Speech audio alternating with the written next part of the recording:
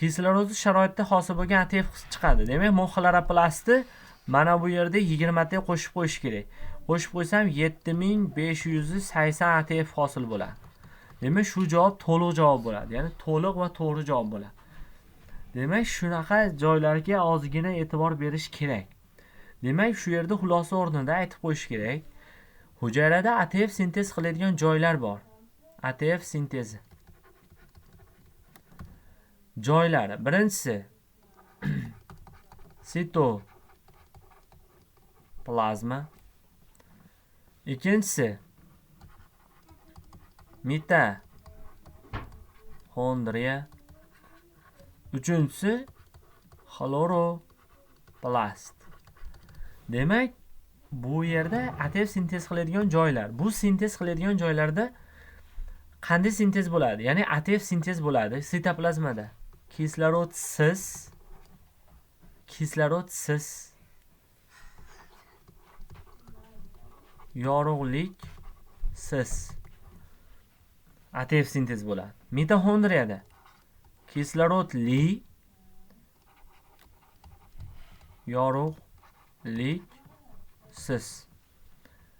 Ha, endi xloroplastchi desa, xloroplastda kislorodsiz, xuddi sitoplazmaga o'xshaydi shu xususiyati bilan.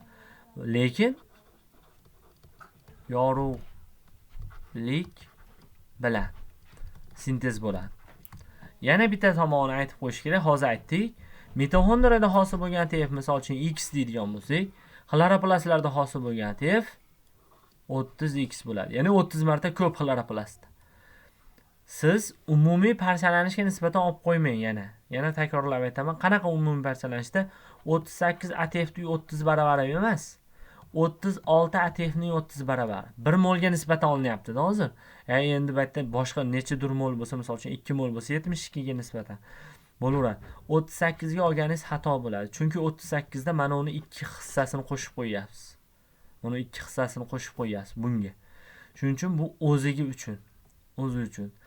Aytib qo'yay, mana bunda 2x ATF hosil bo'lsa, mana bunda 36x ATF hosil bo'lsa, mana bunda 30 barobar ko'p 1080x hosil bo'ladi degani endi. Siz bir yo'la 38 ni bunga ko'paytirmaysiz, 36x ni 30 ga ko'paytirasiz. X bu glyukozani mol xohlagan. Demak, tushunarli bo'ldi. Masalalarga e'tibor beradigan joylar shu yerda. Hozircha men shu darsim menimcha 4 ta 10 minutlik video bo'ldi. 3 ta 10 minutlik, bitta shu 2-3 minutlik video bo'ldi. Hammasini ko'rsangiz, xudo xolasa manfaatli bo'ladi. Rahmat, salomat bo'ling.